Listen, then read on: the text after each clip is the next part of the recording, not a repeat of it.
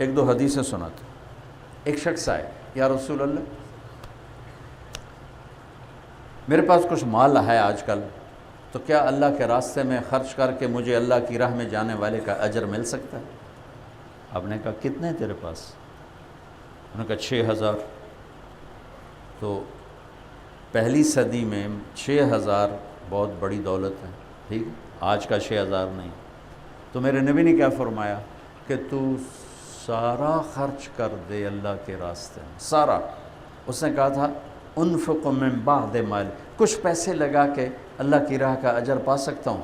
تو میرے نبی نے فرمایا, غور سے سنو, کہ تو سارا مال خرچ کر دے تو جو اللہ کے راستے میں سویا ہوا ہے اس کے اجر کو بھی نہیں پا سکتا.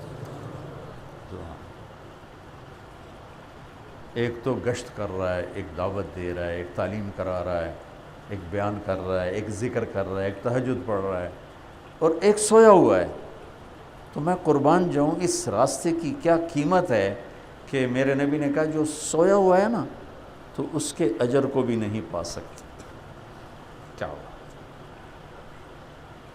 ایک عورت آئی, یا رسول اللہ میرا خامد اللہ کے راستے میں ہے, تو مجھے کوئی عمل بتائیں مجھے بھی اس کے برابر ملے. بیوی کو برابر ملتا ہے جب وہ خوشی سے تیار کر کے بھیجتی ہے, اسے برابر ملتا ہے.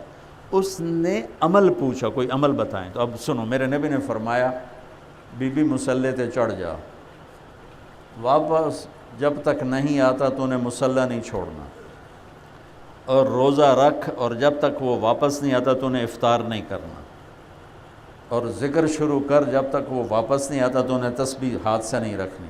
وہ کہنے لگے یا رسول اللہ بھلا یہ کون کر سکتا, یہ تو ناممکن ہے یا رسول اللہ.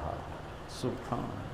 میرے نبی نے فرمایا ولو تو وقت, فرض کرو تو ایسا کر جائے, تجھے اللہ ایسی روحانیت دے دے کہ وہ 6 مہینے نہیں آتا تو 6 مہینے نفل پڑتی رہے, ذرا اتنا لمبا وضو چل جائے کہ 6 مہینے ٹوٹے ہی نہیں, 6 مہینے روزہ ہی نہ افطار کر, 6 مہینے تسبیح نہ چھوڑ. تو والذی نفسی بیدہ ما بلغت العشیر من عملہ,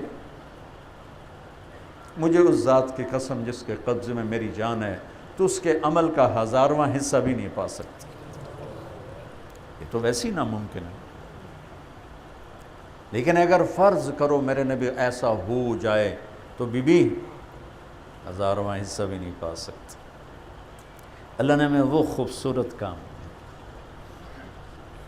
بھائی ایک دوسرے کو شاباش دیا کرو, تانے نہ دیا کرو. تجھے تو دکان نے بٹھا دیا, تجھے تو بیوی بچوں نے بٹھا دیا, تجھے تو دنیا کی اب لگ گئی ہے. یہ مار دیتی ہیں, یہ باتیں مار دیتی. ایک منٹ کے لیے بھی کوئی آ جائے تو واہ واہ آؤ جی آؤ جی, وہ چیز اس کو ابھار دے گی. ایک اور حدیث یاد آ گئی, ایک غلام آزاد کرو تو جہنم سے آزادی ہے. میرے نبی نے فرمایا جو ایک غلام اللہ کے راستے میں آزاد کر دیتا ہے وہ جہنم سے آزاد ہو جاتا ہے. ٹھیک ہے. عبد الرحمن بن عوف رضی اللہ عنہ اپنے باغ میں تھے, تو انہوں نے 30 غلام آزاد کیے کٹھے. فجعل الرجل يتعجب من صنيعه, تو ایک آدمی نا حضرت عبد الرحمن کو یوں کر کے دیکھنے لگا, تو واہ واہ کمال ہو گئی, کٹھے 3, ایک امان دنے کٹھے 3, تو وہ ایسے دیکھ, اور اس کے چہرے پہ تاثر آ رہا ہے. تو حضرت عبد الرحمن نے دیکھ لیا, کہنے لگے افلا ادلک بافضل مما صنعت, میں تمہیں اس سے بڑا عمل بتاؤں, جو میں نے کیا اس سے بڑا بتاؤں. کہا اچھا وہ کیا ہے؟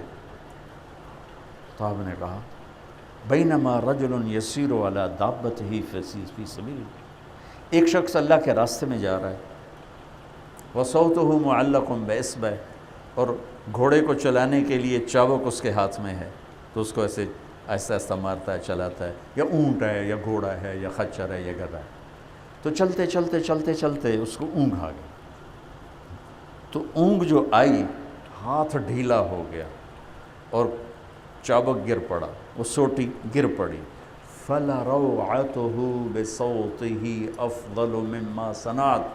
اللہ اکبر. فرمایا کہ وہ جب اس کے ہاتھ سے سوٹی گری نا تو ایسے ہوا, ہوتا نہیں, ہمارے ہاتھ سے موبائل گر جائے، اونگ آ جائے تو ہم ایسے ہو جاتے ہوتے کہ نہیں ہوتے؟ یہ باڈی ریئیکشن ہے، یہ کوئی عمل ہے، یہ باڈی ریئیکشن ہے۔ میں قربان جاؤں اس راستے کی قدر و قیمت پر۔ عبد الرحمن کہنے لگے اس کا یوں ہو جانا اللہ کے راستے میں میرے 30 غلام آزاد کرنے سے بڑا عمل ہے۔ تو آپ تو 24 گھنٹے کے لیے آئے بیٹھے ہو، کون اس کا حساب لگا سکتا؟